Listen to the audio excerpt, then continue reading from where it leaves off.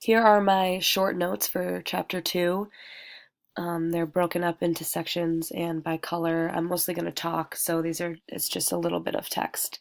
First, the book starts with the providers of school health services. It's from teachers, school nurses, and also school health aides. Um, so I focused on school nurses. I found it interesting that the ratio of nurses to students in the US is not good, at least as of 2011 when this book was written. So Healthy People 2020 calls for the nation's schools to have full-time registered nurse to student ratio of at least 1 to 750, so one nurse for every 750 students. In 2011, Michigan had the worst ratio of one school nurse to every 4,836 students. I thought that this Healthy People 2020 thing was interesting, so I looked it up. I'm a PE major, so I found the physical activity goals to improve health, fitness, the quality of life throughout daily physical activity.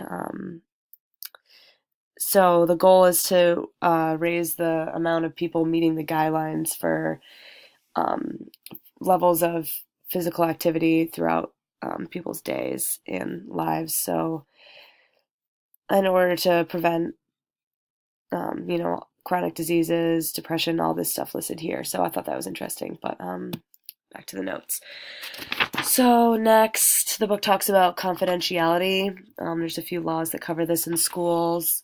HIPAA, FERPA, and then also another law involved is IDEA, which is Individuals with Disabilities Education Act.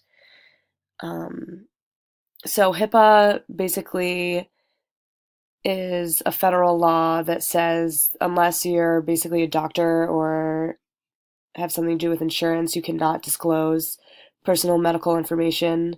So in this case, it would be students' information. FERPA, different law, specifically covers um, records of shots. So basically, these are just laws put in place to make sure that all students' medical information remains confidential. Um, okay, next I talked about um, administration of medications at school. So basically, really important, there must be a plan for students, say, one of your students has a peanut allergy, you have to be on board with where this student's EpiPen is. You have to know how um, to treat the student and such. It's really important for everyone to be on the same page so that nothing goes wrong in case of emergency. Obviously, this is true for almost any emergency situation, but especially with in the case of an allergic reaction, um, you need to know how to administer um, medication through injection. But also important, ADHD is the most common medication dispensed in schools. It's important that all these medications are safely locked and stored. Um, okay, so next I focused on the physical conditions necessary for optimal learning. The book goes in depth on each one. I'm not going to talk too much about it. So, school size, lighting, color choices, temperature, noise control, sanitation, and accessibility. So, obviously, the lower the class size, the more safe. Um, the book says good lighting is key to general well being of students and teachers because of the long school day. It's important to keep our eyes safe. Basically, it talks about glare and computer screens. Um, Color, um, it's a way to, especially in PE, really help students with varying needs to follow directions, stay on task, just a whole bunch of stuff. Temperature, obviously, air quality is important, temperature, humidity. I don't really know if this is something we can control as teachers. I think it's more of like a custodian and school problem, but I guess it's a good point. Noise control is very important because it can be obviously annoying and distracting. It can cause a whole bunch of problems for students and teachers. So it's important to stay in control, obviously, of the volume in your classroom. Sanitation, I think, is important for obvious reasons. Accessibility. This kind of goes back to the IDEA law I mentioned earlier. Everything has to be accessible for everyone, so everyone has the right to equal everything. Um,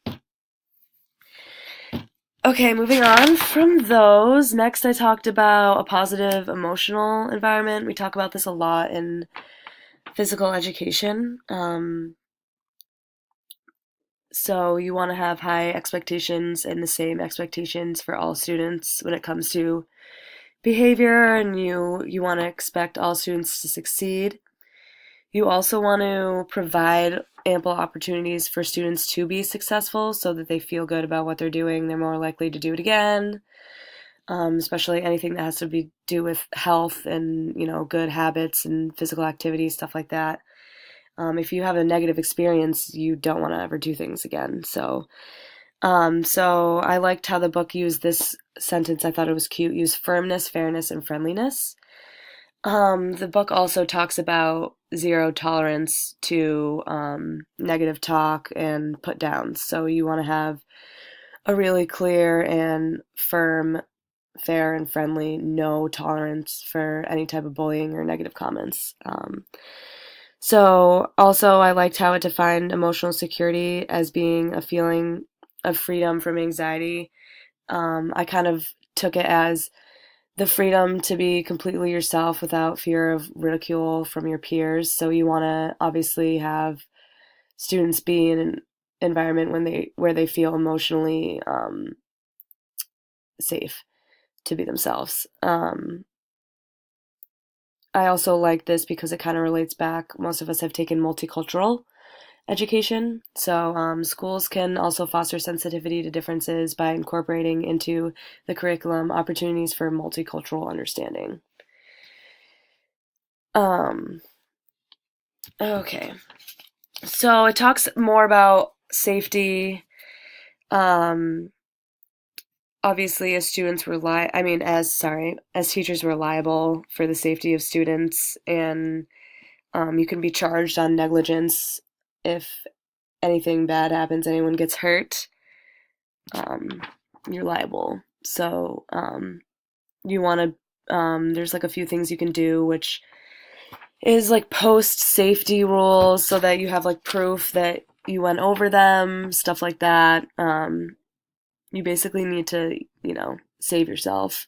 If anything bad ever happens, you want to make sure that you report the accident in order to keep yourself, you know, um, not liable for anything like that. The book also says, and this was on our quiz, more injuries occur to elementary school students on the playground than in any other area of the school. So therefore, supervision obviously is very important during playground time. Also, like, everyone needs to know and obey the rules. Goes back to the firmness, fairness, friendliness thing. Um, and then I kind of moved on to um, healthy eating and nutrition.